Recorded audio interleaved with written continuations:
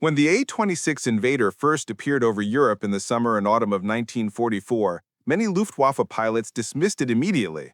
From a distance, it looked too small, too narrow, too clean. Nothing like the bulky, lumbering, twin-engine bombers they were used to fighting.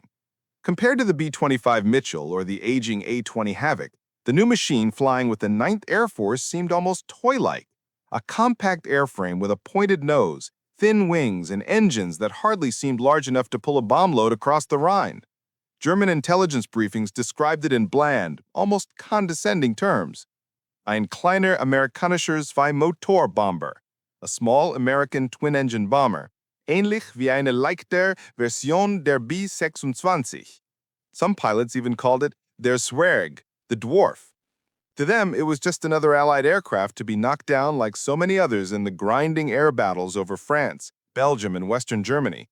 But those early judgments were made from afar, from the comfortable assumption that anything that small must also be slow, vulnerable, and limited. Luftwaffe veterans flying the Bf-109G and FW-190A believed they would catch it easily. They had intercepted hundreds of Allied tactical bombers before, A-20s, B-25s, and B-26s that required coordinated attacks, altitude advantage, and careful timing. The A-26 on paper appeared even less threatening. It carried fewer crew. It carried less armor. It carried a smaller silhouette. Surely, they assumed, it also carried less speed. At that point in the war, German fighter doctrine relied heavily on performance advantages at certain altitudes.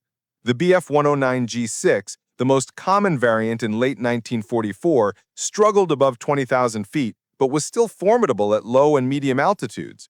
German aces believed that any Allied bomber flying below 10,000 feet was simply presenting itself as prey. And the first time many of them saw the A-26 was exactly in that zone, sweeping low over treetops, hurtling between hedgerows, and racing toward bridges and vehicle columns during the rapid Allied advance across France. It looked reckless. It looked like an easy kill. Something that fast and low couldn't possibly withstand an interception. At least, that was the assumption. Yet, on the ground, the Allies were preparing something very different. The 9th Bombardment Division had begun replacing its A-20s and B-26s with the A-26 specifically because speed, not bulk, was what the late war demanded. The breakout from Normandy had transformed the European battlefield into a fluid, fast-moving front. Germany's armies were retreating toward the Siegfried Line, and every road, bridge, and convoy they used had to be struck immediately, not hours later. Tactical Air Command needed an aircraft that could form up quickly, strike quickly, and escape quickly. The A-26 had been built for exactly that purpose. Designed by Ed Heinemann and powered by two Pratt & Whitney R-2800 engines, the Invader was the fastest twin-engine attack aircraft of the entire war, though almost no one on the German side realized it at first. Allied crews laughed when they heard how German pilots mocked the Invader. They knew what the Luftwaffe did not, that the small size and sleek lines were signs not of weakness, but of speed, raw, overwhelming, fighter-like speed. When the Invader first flew over German positions near the Moselle River, many German troops thought it was a new Allied fighter bomber. When Bf-109 units scrambled to intercept it, radio calls repeatedly described it incorrectly. Eine neue Version der P-38? Ein kleiner Jagdbomber? The idea that it was a bomber yet moved like a fighter simply made no sense. But in headquarters across Germany, the dismissive attitude persisted. Reports cataloged the A-26 as ein leichter Bomber, something on par with earlier American aircraft that Germany had already learned to counter. No one in Luftflotte Reich or Luftflotte West believed this new machine posed any new threat. They assumed it was just another Allied bomber arriving too late to matter. And so as autumn turned to winter in 1944 and the front lines shifted toward the Ardennes, Luftwaffe pilots continued to joke about the small American aircraft that zipped along the treetops. They would soon discover their mistake. Because the A-26 Invader was not simply small. It was not simply fast. It was fast enough to outrun them, fast enough to render their interception plans useless, fast enough to prove that the smallest bomber America had sent to Europe was about to become the most difficult to catch, and the Luftwaffe's mockery was about to turn into disbelief. By the time the first Luftwaffe squadrons actually tried to intercept the A-26 Invader, The German pilots realized almost immediately that their assumptions had been catastrophically wrong. The sleek little bomber that intelligence officers had dismissed as nothing special was moving far faster than any twin-engine strike aircraft had a right to. In fact, the Invader was moving fast enough to break the fundamental rhythm of German interception doctrine. At low altitude, where most A-26 missions were flown, the Invader could reach 355 miles per hour, a figure that seemed impossible for a bomber of any kind. The Bf-109 G6, the Luftwaffe's workhorse interceptor, managed around 330 to 350 miles per hour at similar altitudes, depending on fuel grade, engine condition, and underwing equipment.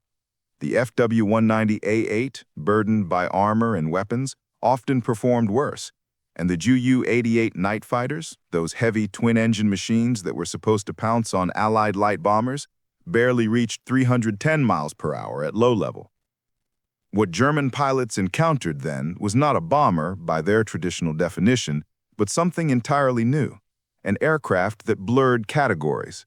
The first German pilot to report the A-26's true speed was not believed. His claim that the kleine amerikanische Bomber läuft uns davon, the small American bomber is running away from us, was seen as exaggeration or pilot error. But within weeks, similar complaints appeared in Luftwaffe debriefings across the Western Front. The Invader's secret was simple. It was built like a fighter that carried bombs. Its wings were thin, optimized for high-speed flight at low altitude. Its fuselage was narrow and aerodynamically clean. Its twin Pratt & Whitney R2800 engines, the same power plants that drove the P-47 Thunderbolt and F-4U Corsair, gave it acceleration that shocked even Allied pilots transitioning to the type. When the Invader's throttles were pushed forward, especially in a shallow dive, it surged ahead with fighter-like urgency. What this meant in practice was devastating for German interception attempts. A typical Luftwaffe scramble against A-20s or B-26s relied on a climb to an advantageous position, then a diving attack to close the distance. But the Invader refused to be caught. If the Germans were above it, it simply dove and pulled away. If they were behind it, it slowly but relentlessly increased the gap. If they approached from the side, the A-26 pilot shoved the throttles forward and slipped out of the engagement envelope entirely. German squadron leaders began complaining openly. One report from a Bf-109G unit near Cologne stated, "Der neue amerikanische Bomber benimmt sich wie ein Jagdflugzeug." The new American bomber behaves like a fighter aircraft. Another pilot wrote after a failed interception near Saarbrücken, "Wir haben nur einen Moment zum Feuern. Dann ist es gone. We have only a moment to fire, then it is gone." This was not the way the Luftwaffe was used to fighting Allied bombers. B-17s and B-24s were large, slow by comparison, steady targets that required coordinated attack runs. Even the B-25s and A-20s demanded only moderate effort to intercept. The A-26, however, flipped the script entirely. Its speed forced German pilots to take hasty, poorly aligned shots. It denied them the time needed to stabilize gun sights. It punished their slightest hesitation by opening the gap and vanishing into clouds or terrain. Even more frustrating for German pilots was the Invader's ability to maintain high speed while carrying weapons.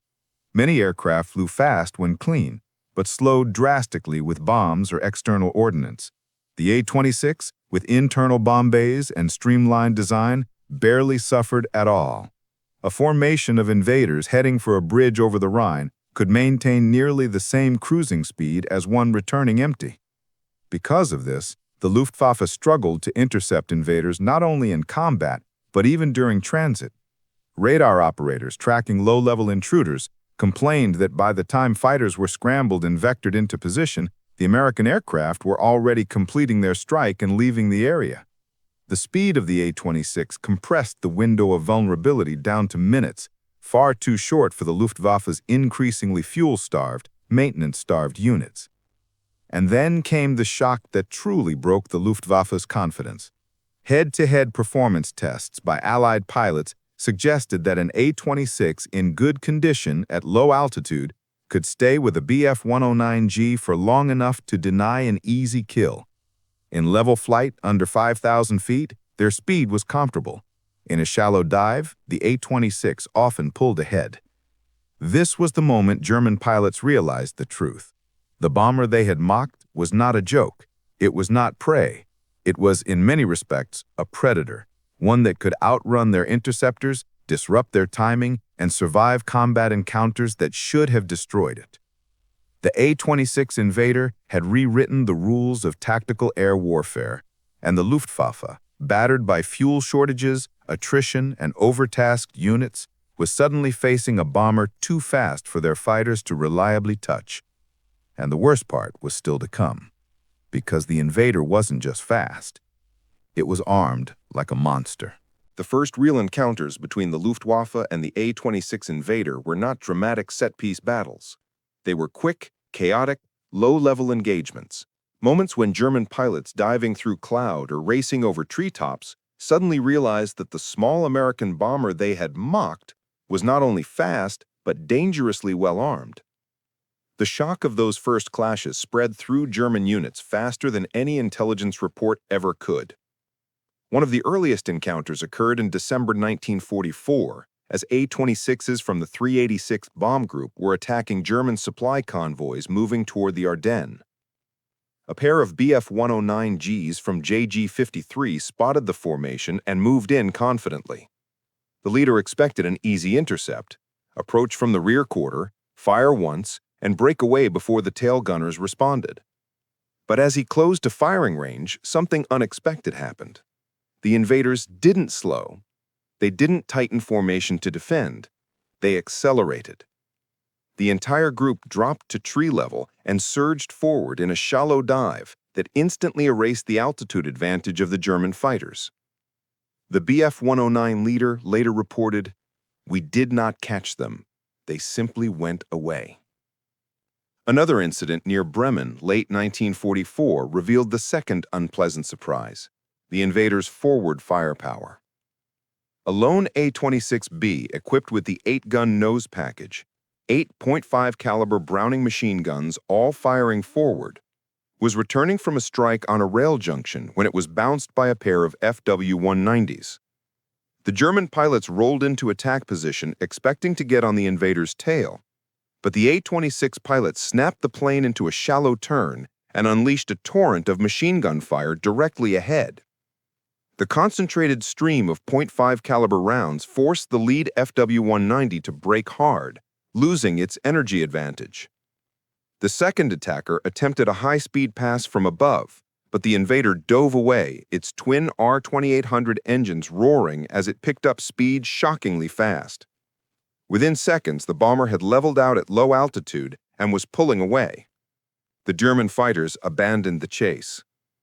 These encounters weren't isolated anomalies. They became a pattern. Luftwaffe pilots increasingly complained that the A-26 could not be approached safely from the front or the sides due to its murderous forward-facing firepower, and could not be approached from the rear because it simply outran pursuit. The aircraft's gun nose variants could carry 6, 8, or even 14.5 caliber machine guns in total when counting wing installations. This gave the Invader more forward firepower than many American fighters. Then came the Battle of the Bulge, where the freezing fog of December 1944 forced tactical air power to operate at extremely low altitudes. Visibility was terrible. Engagement ranges were often under 1,000 meters. And in this knife-fight environment, the Invader's speed and firepower made it a nightmare opponent. On December 23rd, A-26s supporting the 30th Infantry Division near Malmedy encountered Bf-109s attempting to intercept them through gaps in the clouds. But the German fighters struggled to match the bomber's speed while simultaneously avoiding flak and ground fire. Several Bf-109 pilots later complained that the Invader's low-level attack profile made it nearly impossible to line up a proper firing pass. Ground reports confirmed what the Luftwaffe already feared. A-26 losses to fighters were far lower than expected, and when losses did occur, they tended to result from flak, not interception. By early 1945, the Luftwaffe night fighter units, Nachtjagd, encountered the Invader as well. These units, equipped with Ju-88G and Bf-110G night fighters, attempted to intercept Allied intruders conducting low-level night raids on airfields and rail lines. But the Invader's speed at low altitude again proved crippling. A Ju-88G radar operator wrote in February 1945, "This new American aircraft is too fast for a safe pursuit." As the Invader began appearing over the Ruhr and the Rhineland, its reputation among German pilots transformed. What had once been mocked as a tiny twin-engine bomber was now understood as a machine built for one purpose: high-speed destruction. It raced in, delivered its bombs or rockets, strafed anything unlucky enough to be beneath it, and vanished before fighters could meaningfully react. The psychological effect inside the Luftwaffe was profound. Pilots who once assumed superiority at low altitude now faced an aircraft that negated that advantage entirely. Ground controllers complained that A-26 formations crossed their radar screens too quickly for meaningful vectoring. Fighter groups reported entire missions where they never even got close enough to fire. The Invader wasn't immortal. It could be shot down. But every German pilot who fought it learned the same bitter lesson. It was not the easy kill they had expected. It was something far more dangerous. And as the Allies prepared to cross the Rhine, the Luftwaffe would discover that the A-26 was not merely fast. It was built to tear the heart out of German logistics with terrifying efficiency. By early 1945, as the Allies pushed toward the Rhine, the Luftwaffe began to understand the A-26 Invader's true nature. It was not a scaled-down bomber sent to replace the A-20 or B-26. It was something fundamentally different, a new breed of fast, tactical attacker designed for a type of warfare Germany could no longer counter. Every structural line of the Invader, from its polished aerodynamic fuselage to its thin laminar flow wings, reflected a philosophy that had matured across years of Allied combat experience. Speed is survival, and speed is lethality. The war in Europe had evolved into a vast, fast-moving battle of fuel depots, road junctions, rail centers, bridges, and armored columns. Victory depended on how quickly each side could strike the other's mobility. The Invader had been built for precisely this environment. Unlike strategic bombers, the A-26 was engineered around tactical destruction. Hit enemy movement, sever supply arteries, cripple reinforcements before they reached the front. And its pilots discovered that speed was more than an advantage. It was a weapon in itself. A typical Invader attack run began at treetop level, throttles open, the engine screaming at 50 inches of manifold pressure. The aircraft approached the target at 300 to 340 miles per hour, faster than many German fighters cruised. Bridges collapsed before flat crews could swing their guns. Ammunition trains erupted in flame moments after detection. Vehicle columns scattered, though often too late, as the Invader's nose guns tore through them at point-blank range.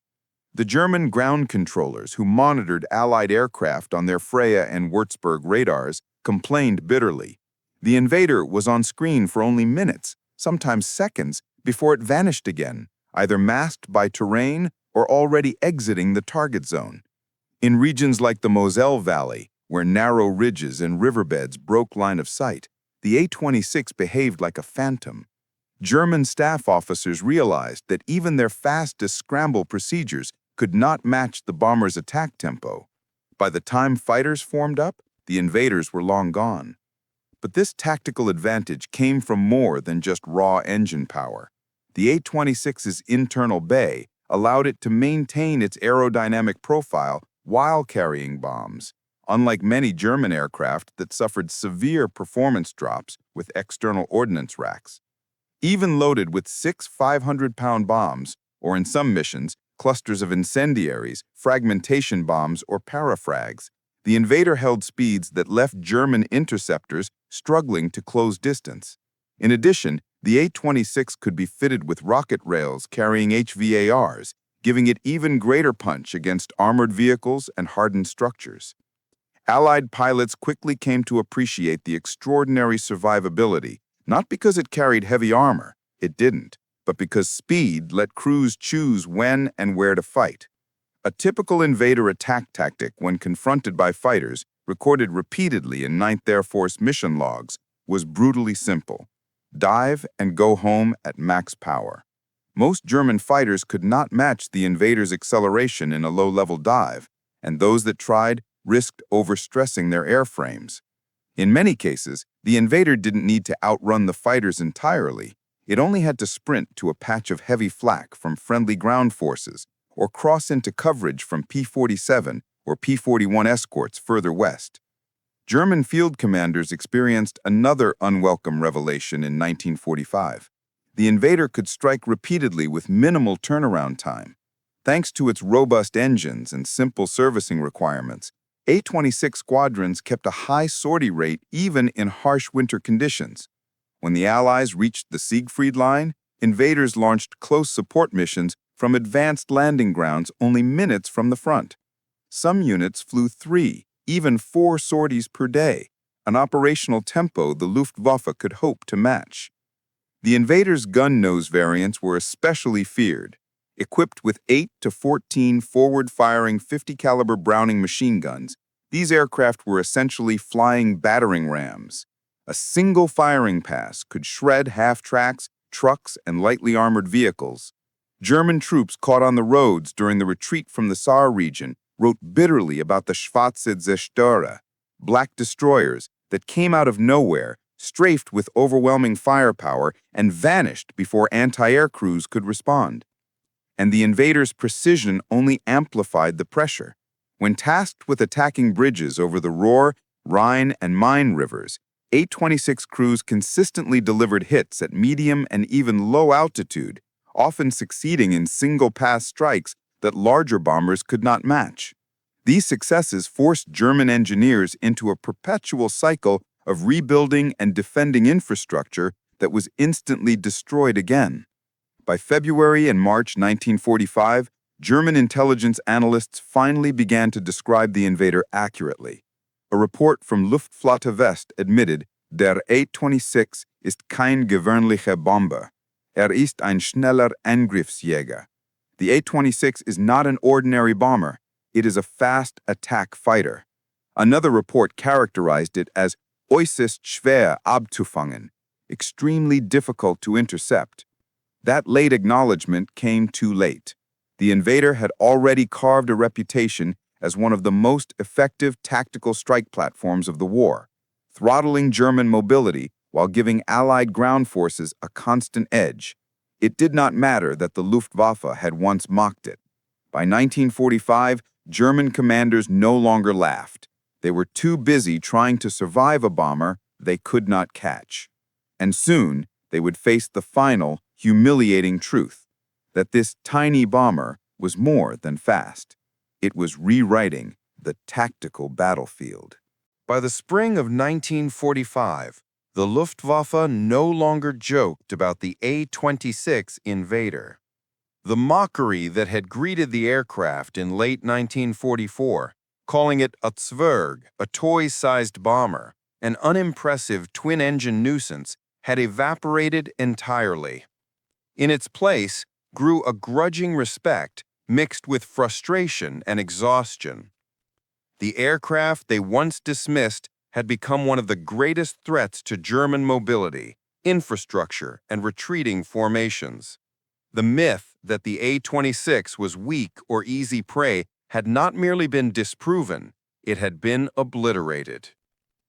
The transformation of opinion inside the Luftwaffe was recorded in surviving documents. Reports that once minimized the invader now contained lines such as äußerst schnell, äußerst schwer abzufangen, ähnlich einem Jagdbomber, extremely fast, extremely difficult to intercept, and similar to a fighter bomber. This was not admiration, it was resignation. Germany, battered by fuel shortages, inexperienced pilots, and collapsing supply lines, no longer possessed the means to reliably counter an aircraft that entered and exited battles faster than they could react. The strategic effects were unmistakable.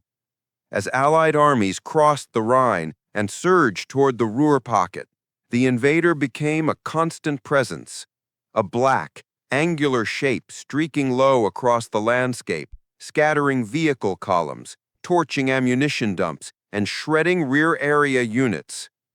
German soldiers on the ground described the aircraft with dread. Unlike the deep, rolling sound of four-engine bombers, the A-26 arrived with a sharper, predatory roar, followed immediately by the ripping thrum of heavy machine gun fire or the thunder of low-level bomb drops. It struck fast enough that trucks had no time to disperse and artillery crews no time to hide their guns. The Invader wasn't just a fast bomber, it was a tactical scalpel, cutting into the German war machine precisely where its arteries were thinnest. Allied commanders praised its reliability and its uncanny ability to deliver destruction on short notice. Field reports frequently described A-26 missions that turned the tide of local engagements. A bridge outside Remagen destroyed minutes before German armor crossed. A supply column near Wessel annihilated in a single pass. A rail junction near Nuremberg rendered useless just as a panzer regiment attempted refueling. German pilots who attempted to intercept these missions found themselves increasingly outmatched, not only by the aircraft, but by the battlefield itself. Fuel shortages left many Bf-109 and Fw-190 sorties dangerously short. Engine reliability, once the Luftwaffe's pride, had deteriorated. Meanwhile, the R-2800 engines remained robust even after long hours of combat flying from forward airstrips in Belgium, France, and Western Germany.